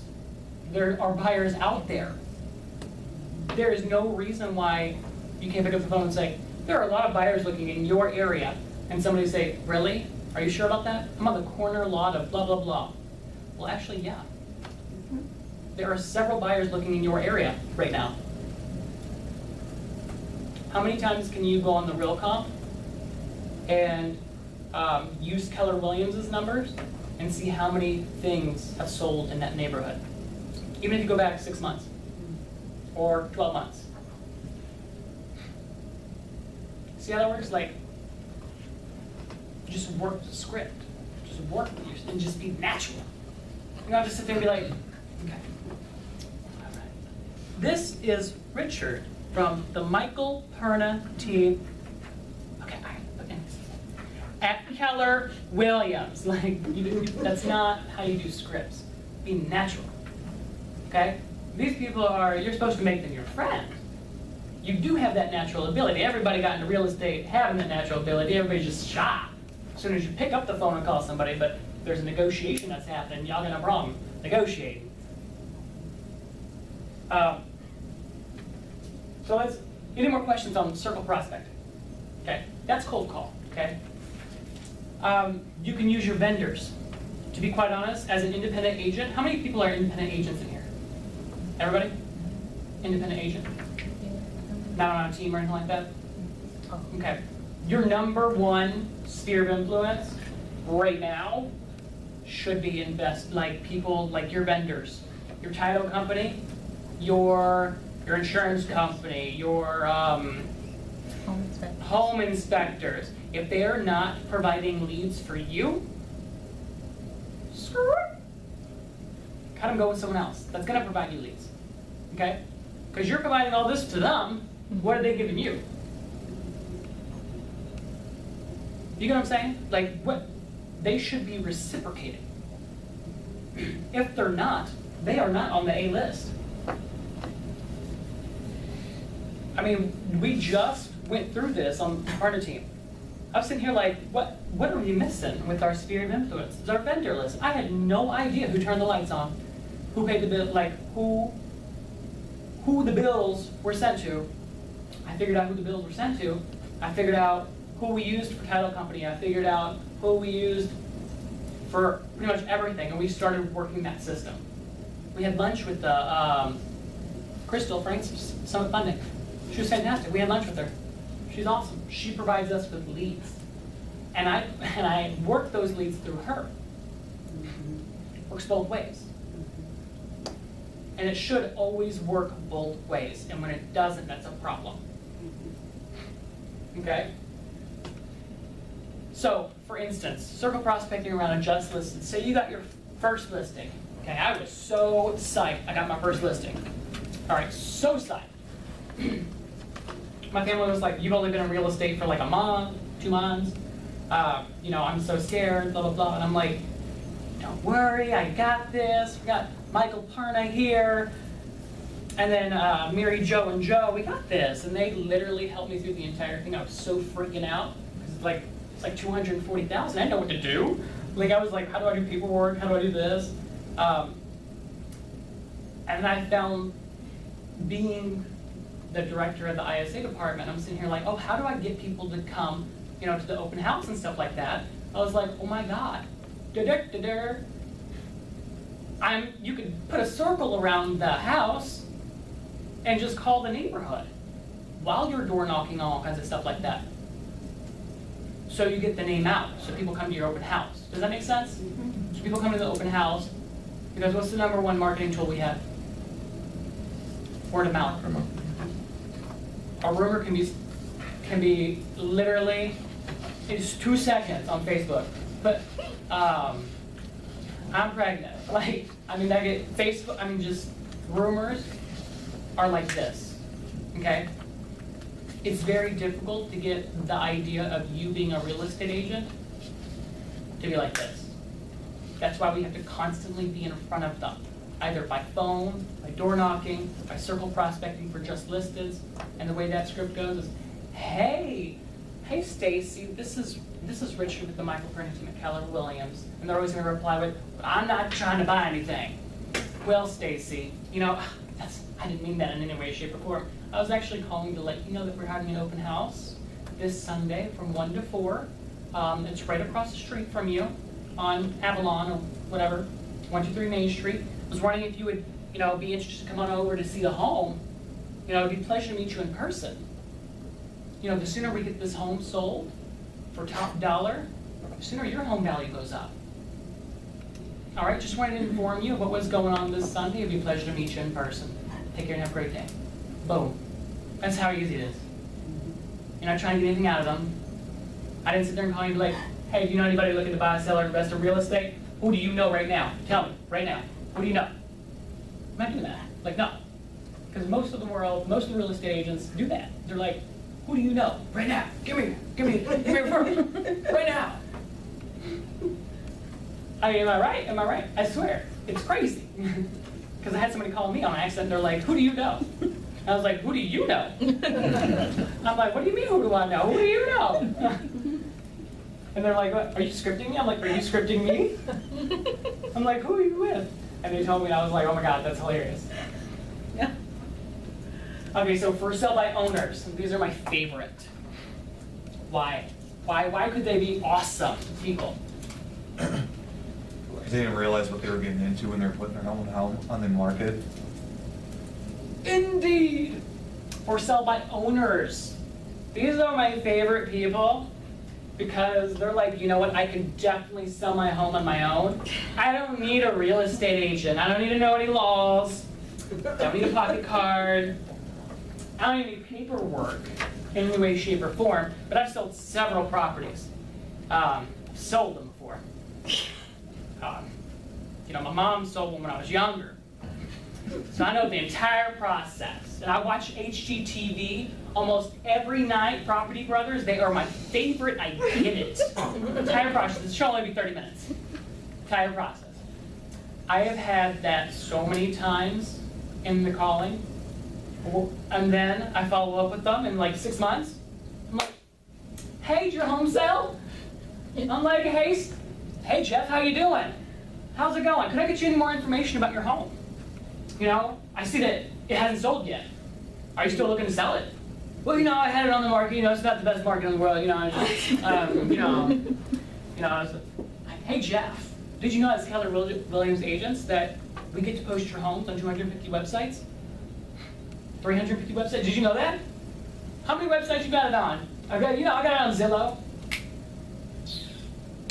That's it. Jeff, you got it on Zillow?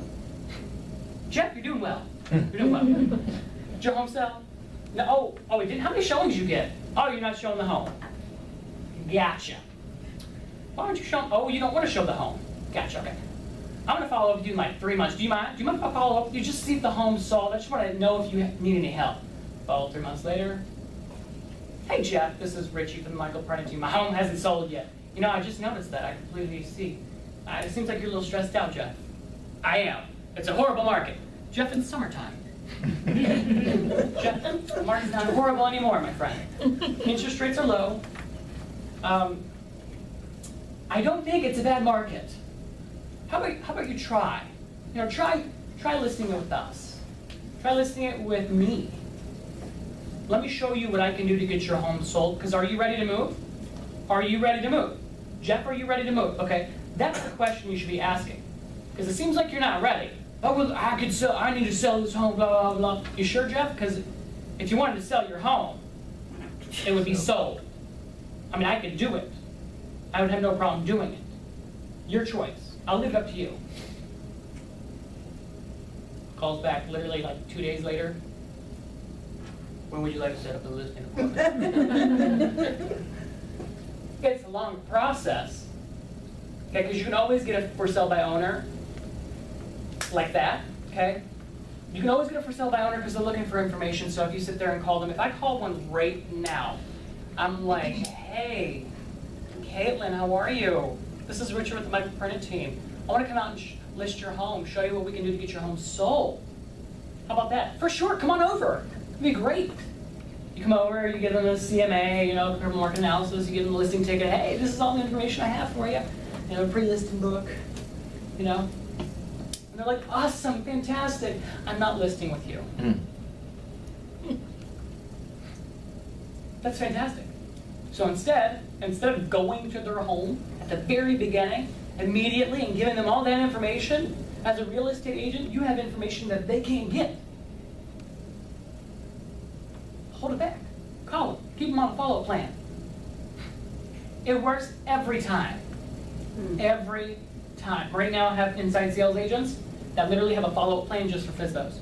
It's crazy, because it works. We have 2 on the board, one on the buy side, one on the sales side. One on the listing side, sorry. Just from this previous week, it works. Richie, how Yep. often do you follow up? Would you really wait 3 whole months to follow up with them? If they're just, no, isn't that way too long, yeah? I personally, if they are for sale by owner, okay, the first, I call them, oh, you're not ready to sell, okay. I do wait like 4 to 6 months, okay? Because by that time they've paid around, let's say, $2,000 for a mortgage payment every month, okay? They've paid about $12,000 in mortgage payment because their number one objection when you call them the first time, I'm not paying commission. Yep. I'm not paying any commission in any way, shape, or form. You could take that and shove it up your rear end. Awesome, I'll call you back in 6 months. And I called them back in 6 months, and I'm like, hey, Jeff. So I see that you paid $12,000 in mortgage. Why don't you say you just, you know, save yourself a little bit of money next month, and I can get your home sold within 25 days on average. Your choice. Would you rather spend $2,000 every month, continual, over and over again? Or would you rather me just get your home sold? And get you top dollar. Does that sound right? Does that sound good? That's how you handle that situation. And then they're like, no, no, no, no, no, no. And then you're planting a seed, because I actually do wait 6 months. I promise you, I do. Even though it'll be winter, it doesn't matter what season it is, to be quite honest. I will wait. Because once they notice how much they're paying, even if the home is paid off. Hey Jeff, how much on average are your electric bills? How much do you pay in taxes a year? You know, your home's paid off, you're right. But you and Novi, your taxes seem a little, that's not even your homesteaded property, my friend. Like that, your taxes are kind of big. You know, like, your choice if you want to save a few grand by not going with me, but I mean, it doesn't really seem like you're saving a few grand. It's being real. Pointing out the obvious. So sort of showing them they're stupid without even showing them they're stupid. And then you pull it back and you're like, listen, Jeff, it's your choice. You can keep it like it is, and you could try and sell this on your own on this one website called Zillow, that is for entertainment purposes only. Or you can list it with me, and I can get your home sold. Okay, blah, blah, blah, this. It is a longer process, but over time, those are usually the higher dollar homes. Over time. Any more questions about FSBO for sell by owners? Yep. What's your name? Crystal. I'm actually from Grand Rapids. Hey. Hi. I love Grand Rapids. Me too. That's No, awesome. I know Diane Griffin. oh yeah, I'm from her office actually. No way. I haven't met her personally, but I know she's huge. She's huge in like So much taller than I thought. Ada, like, East Grand Rapids. She's but, out like, there. Everyone's so much taller than me. I don't know Yeah. why. How do you deal with FSBOs who have unrealistic expectation in price? Oh, I recently called one on behalf of buyers, and they want to list at $200,000 for outdated peekaboo views of a lake. But houses like that are selling for maybe $105,000. Hey, Jeff. How much you looking to get out of your home? 200,000. 200,000 downright, not doing anything else besides 200,000. Hey, Jeff, quick question. Where'd you get that? Where'd you get that amount? You know, like, where'd you come up with that? Well, I have all this information, okay? I have all the information you have. All right, you'll get that all the time. I got all the resources, okay? I got Google. All right? All the resources. I went on the Zillow, I typed in my property, and I pulled up the information. That's what I did. That's how I have the same information you do. Okay. Okay, Jeff. I just want to throw some at you, okay?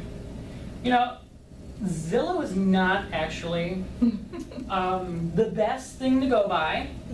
They legally don't have to take anything off of their website, okay? Legally, they don't. If something is sold, it doesn't have to be taken off. If something's listed, okay? Something is listed and it goes pending, they don't have to take off the listed thing. They don't have to put on the pending. It says in the terms and conditions in Zillow, it is for entertainment purposes only. Now, Jeff, you got your amount specifically, the amount you're thinking about specifically from Zillow. Okay, real quick, do you see a feature on Zillow that says waterfront property?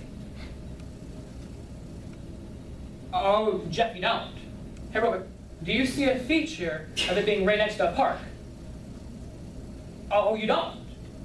Walk-up basement? Okay, that one I'll give it to you. Okay, there is one feature there. Do you have a feature in regards to a bike trail right next to you? Clubhouse?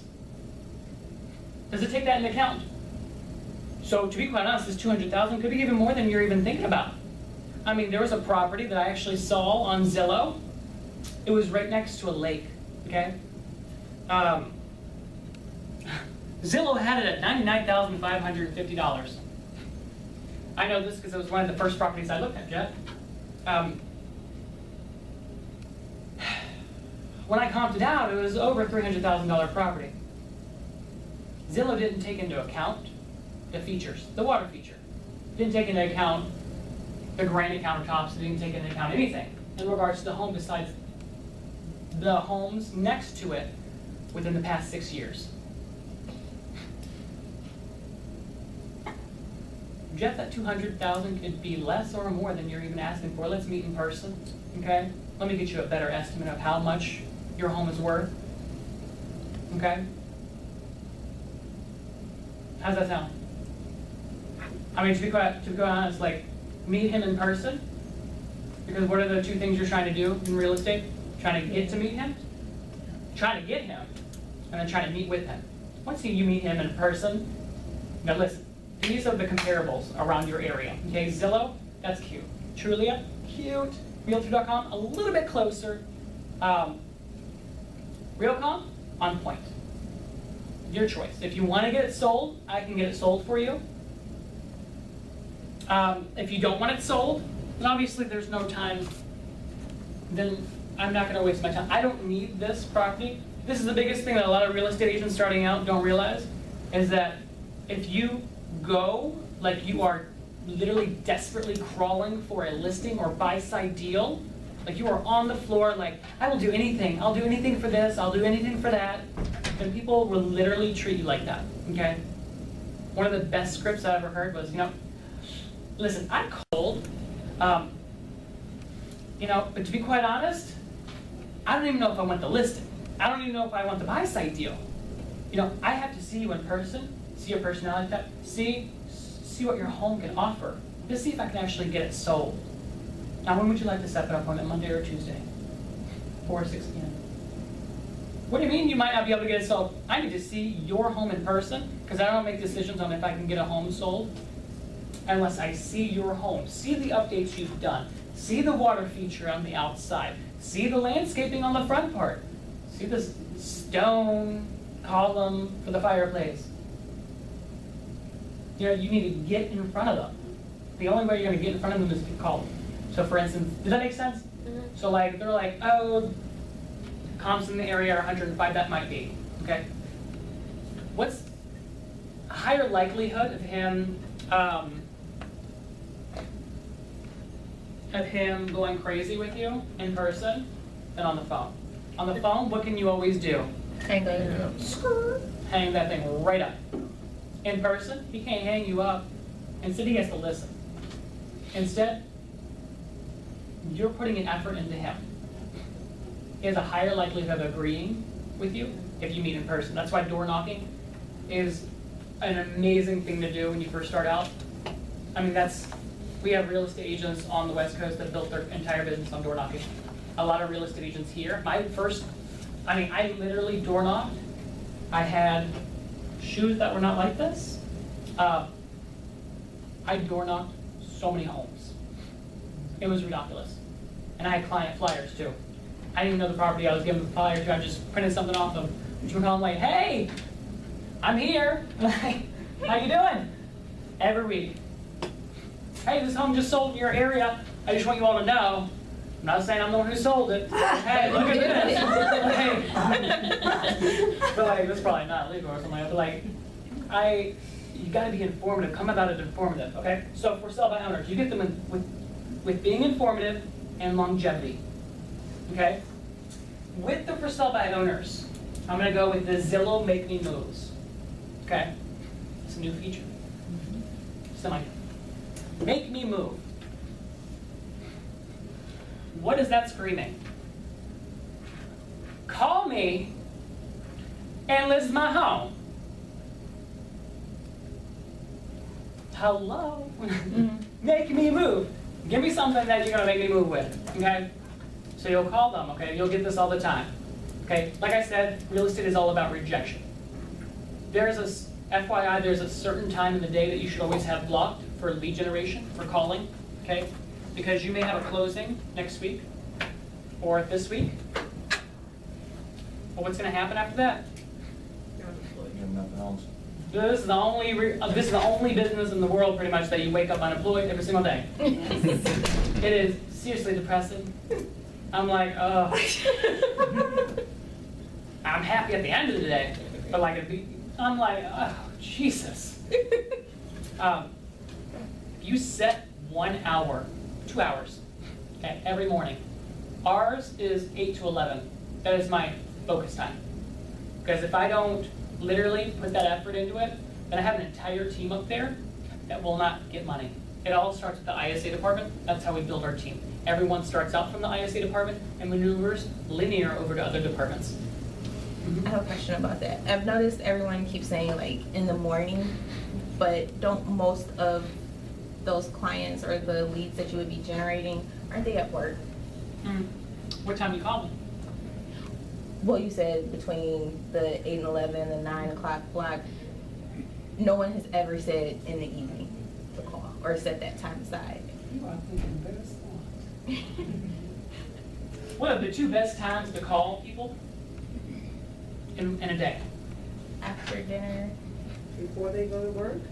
And right before they go to work, right, actually, I usually use like an hour after they get home, 5 o'clock. I usually call it 6, and I go to like 8:30. Literally, those are the best times to call. Always. Always. Okay? Sphere of influence, circle prospecting, in the middle of the day. Okay? Why? Hey, Stacy, you want to go to lunch? Let's go. Come on. Like, call some random person from circle prospecting. Hey, just listen to your home in the neighborhood. Want to come to lunch? It'll totally work, I swear. Yeah, that was very good. It's awesome. 8 to 11, 5 to 8. We always, that is our time. You will not speak to me or any of the inside sales agents in any way, shape, or form unless it's on the phone and we call you, okay, from 8 to 11 and 5 to 9. What's the best day to call? Tuesday? Wednesday? Monday? Whichever day you're calling.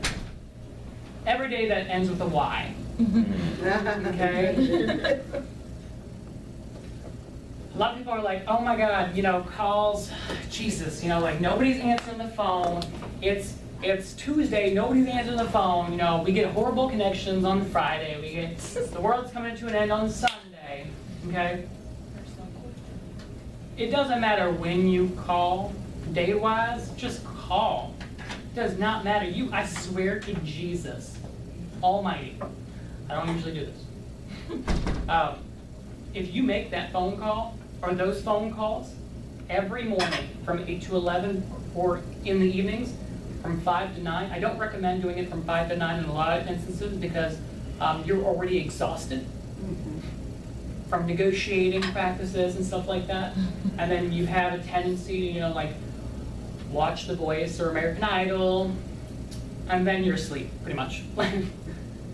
So, like, yes. The morning, from the 8 to 11 period, we always have a power hour, like a power 15 minutes or something like that. We call it power hour. Everyone's standing when they prospect, and it's all a mindset. If you come in with a negative mindset, do not come in. It is all mindset, okay? We had inside sales agents that were up there that were saying, oh my God, we're gonna get a horrible connect rate. The world's coming to an end, it's a Friday, everybody wants to leave. I'm like, honey, you want to leave, don't you? She's like, yeah. I'm like, go ahead, honey, don't worry, have a day off, you're fine, don't worry. But we had 4 other people that were calling in her place. There is calling always going on. You have to make calls, you have to get the connects. It's a have to. You have to call people from 8 to 11 or 5 to 8. And they'll be like, why are you calling me at 8 o'clock in the morning? Why? You know, Jeff, I'm an extremely tenacious agent. I want you to know that. I work all hours of the day. I'm a 24-hour agent, not a part-time agent. Or I'm a 24-hour agent. Not an agent that does this once in a while, once in a blue moon, every other month. I'm here. I just want you to know that. I mean, it doesn't matter what you say or how you say it. People will literally be like, or you could always go about it like this. Jeff, I didn't mean to offend you in any way, shape, or form. I just wanted to see what was going on with your home because I saw that it came off the market. Or I just wanted you to know, Jeff, that there are a lot of buyers in your area that are looking to buy. And Jeff, if you get the right price, would you consider selling? Do you see the face that I have right now? Do you see my hand going like this? Because in reality, this is how I am when I call. I'm acting like Jeff is right in front of me. That's why you always use a mirror when you do prospecting. I need to see who I'm talking to, and it's usually me. It's crazy, actually. It really, really, really works. When they say smile when you prospect, it really, really, really, really works. They are not just saying that. And how much you want to bet if you all take up your phone right now and you call the first person, okay? You'll probably get rejected. It'll probably be a rejection. I don't know anybody, okay? I don't know anyone. I don't know why you are calling me. Don't call me anymore. And then usually agents will be like, oh, nobody. Come on. But the successful agents, really successful agents, don't really care and they just continue calling. And then out of your 150 people that you have in your contact list, there is bound to be one person that knows somebody who knows somebody that's a cousin, uncles, dogs, pets, grandmas, mothers, someone that is looking to buy, sell, or invest in real estate. Someone is in here. If you work it, then you'll have a listing or buy-side deal. Okay, let's go back. Expired. Unconditionally withdrawn. What's the greatest tool you all have right now as real estate agents? What can you do on RealComp? Look up the, well, that's the concise word there. Research. Searching the criteria for what you're looking for. Mm-hmm. You can look, Pull all them up. pull all of those expired unconditionally withdrawn out at like 7:45, okay, in the morning. It's crazy when you see your income go crazy. I mean, personally, I thought it was crazy because I was not a morning person. I came from a restaurant business. I actually came from Champs, Americana. I used to work pretty much third shift. I literally, from 4 p.m. to 3 in the morning, I was working. I thought it was going to be the most difficult thing in the world to switch. I started working with real estate on part of the team, actually real estate period. And on Saturday was the busiest day, and they're like, hey, you gonna come in? And I'm at the closing table, or not at the closing, I'm writing an offer, $6,000 commission check. And I was like, go in and make $120 or write this offer and get it accepted for $6,000. You know, I can work at McDonald's for a little bit. I'm like, I have no problem with that. So yeah, that was crazy. That's awesome. But yeah, 7:45 in the morning is when people wake up, on average. 8 o'clock in the morning. If you were school teachers, when do they get there in the morning? 7:30. When do banks open? 8. When do government buildings open? 9. When do most buildings, most businesses, family owned or not family owned, open? 9 and 10, depending on what the business. What do you need to do as a real estate agent? Do you need to be calling them at 9 a.m. in the morning? You need to be calling them at 8 o'clock in the morning as well. They're up. They're getting ready. They're putting the mascara on. They're combing their hair to the side. They're straightening their hair. They're doing something where they can pick up their phone. How many times have you not looked at a phone call while you're doing your hair in the morning or blah, blah, blah, taking a shower? It's very rare, okay? Call in the morning, you will see a huge, huge difference in your business. And then they're always gonna call you and say, why are you calling me this early in the morning? You know what? I really don't know. I have no, you know what? Just let me go, okay? Just let me, just mess it. Don't ever do that. You gotta be very confident in what you do, okay? With everything, this is real estate, all right? Be confident. If you don't know what you're doing to write a deal, it's okay. You will find out what needs to happen to write this deal, because let me tell you right now, when there is money like this, hey, you got this deal right here, you will figure out what you need to do. So you can be confident that you will find out what you need to write and put in the deal and make it go through. You will figure it out. So don't ever think that you are a new agent, okay, because you're not. You already know what needs to happen to write the deal. You just need to tell them, you know, hey, I'll send the information over a little bit later. I'll send it either by email or by paper, and you'll DocuSign it or dot loop it in any way, shape, or form, and I'll get that information over to you. Awesome, we'll take care of that. And then you ask a few questions like, hey, you know, you're looking at getting an inspection, blah, blah, blah. What's your pre-approval? This.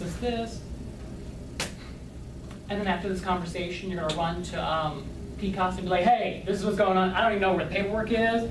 I don't know what to do. And he's gonna help you through it. Am I right or am I wrong? Okay, so expired or unconditionally withdrawn. There has not been a time in my entire career here that I have not called an expired or unconditionally withdrawn and not got a rejection. On average, you have to get through 6 objections before you actually get an appointment from expired or unconditionally withdrawn. Okay? 6 objections on average. All right? It's not easy. It will wear you down. All right? But if you think about it like this, their home went on the market. Okay? It didn't get sold. On average, people list their home for 6 months, 3 to 6 months, okay? So it went 3 to 6 months without being sold. They're having to pay mortgage payments on this. They're not only that, they're having to pick up their kids and take them out of the area for the showings. Not only that, they also have to get out of their home for every open house that they do. When you call these people, don't come about it as, oh my God, I need this number on the board, I need this money, blah, blah, blah. You need to come about it as, these people did not get their home sold. They literally have been struggling to get that home sold. I need to help them through this process. They need to know who I am. They need to know what we have to offer. They need to know how I can help them through this process because they don't know. Right now, they're just pissed at me and they're asking for unreasonable prices, or they're asking for cursing me out or something along those lines. No, I barely even get that. But like, these people are hurt, to be quite honest. And usually, these people will become these people. Okay? A lot of times. You will see expired become FSBOs a lot of times. And then you just follow up with the same person over and over again, you'll get them. Expireds, I'm gonna be clearly honest with you. They're extremely rewarding because at the closing table, when you're sitting with them, they look at you and they're like, you know what? What you said at the very beginning of the call, when you called me, long time ago at the very beginning, before we got the offers and everything, before you helped my kids through this, and this, because you were there for me the entire time. You called me and you said that you would help me through this entire process. You called me and said that you're not an agent that's going to stick a sign in the yard and just expect buyers to come. Okay? You actually lived up to what you said you were going to do. And I appreciate that. Once you get that one person to do that, it'll be an addiction. I had that experience happen to me. I literally walked out of the room and I was like, huh, that's actually a good feeling. I mean, a lot of people are scared to call these people. But what a lot of people don't realize is that a lot of people are coming at it like, I'm scared to call these people. You don't realize that a lot of these people don't even know that you exist. Or you don't realize that a lot of these people have already tried to have their homes sold by other agents and they didn't sell for months. There was one expired that was on there for years, like literally 4.5 years they had their home listed on the market. I almost slapped the lady through the phone. I was like, what are you doing? She's like, I will not list my home with anybody else, any other agent, because I trust my agent. I'm like, ma'am, I was like, honey, how long have you had your home listed? I can't remember when we put it on the market. Ma'am, you've had your home listed for like more than 1,000 days. I was like, Jesus. I was like, ma'am, how many showings have you had? None. Wow. In the 4.5 years you have yet to have a showing? Are you joking? She's like, no, honey, wow. I haven't. I was like, ma'am, you do know what a showing is, right? I was like, just making sure, you never know. Yeah, she ended up turning into a listing. I was like, ma'am, I understand that this is your cousins, uncles, brothers, sisters, mom's engaged friend that's a fiance of the coach's daughter of the dogs. But do you want to get your home sold, honey? I've been trying for 4 years. I'm trying to retire to Florida. Ma'am, honey, we can get your home sold. We can. It's not that difficult. There's a process. It doesn't take 4.5 years. It worked. We got her home sold in 25 days, actually. And she literally was like freaking out. She was like, oh my God, I had to get a U-Haul and all this stuff to get my home. And she's like, to be quite honest, y'all are crazy. Y'all got the home sold in 25 days. I'm like, I know. And you got to experience what a showing was.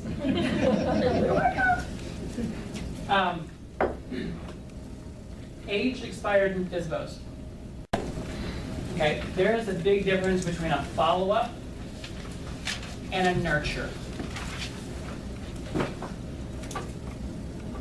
Okay, a follow-up is someone that, like, they're looking to sell, like, from 6 months and beyond. The beyond period. Okay, that's a follow-up. Even like, follow-ups are the people that, like, how can I explain this? Either extremely immediate follow-ups or out in the very distance follow-ups. Okay, those are follow-ups. Nurtures are the people that are in between. Okay, with the nurture, there are 4 criteria. You gotta have valid contact information.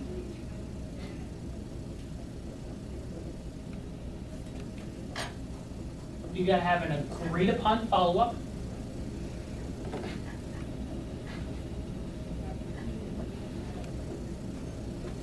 Clear opportunity to sell.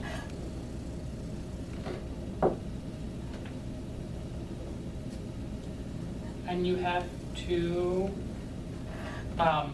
they have to be within a time frame of pretty much a month to 6 months. That is a nurture. And they have to have demonstrated motivation to follow through with doing some form of business. That's where the clear opportunity to sell is. They have to have a clear opportunity to sell. So for instance, this is where you get your really good follow-ups, okay? These are your nurtures. These are the babies, okay? You're gonna nurture these people, you're gonna create seeds, you're gonna place the seeds in a little basket and you're waiting for them to grow, okay? 70% of your nurtures will become part of your business, okay? The way I started out is I started out with a Google spreadsheet, okay? I took my entire database of my phone, my entire database, pretty much the phone book. I was just like, I don't know who you are, but I'm gonna type you in here. And I called through that entire list and I separated. I wanted to know who was looking to sell, who was thinking about selling, and where there was a clear opportunity to sell. If you have somebody that is a nurture, okay, the difference is that these people are people that literally are looking to do real estate business in some way, shape, or form, and you know it for a fact, because the questions that you're going to be asking is, hey, Stacy, in reality, you don't have the person's email address, but in reality, what's my email address? Hey, Stacy, is your email address, stacy.wright@gmail.com? No, honey, where'd you get that? Oh, I have no idea. What is it? It's s blah blah blah @gmail.com. I'm like, awesome, Stacy. I'm sorry about that. That was crazy. I can't believe I didn't get that. Works every time.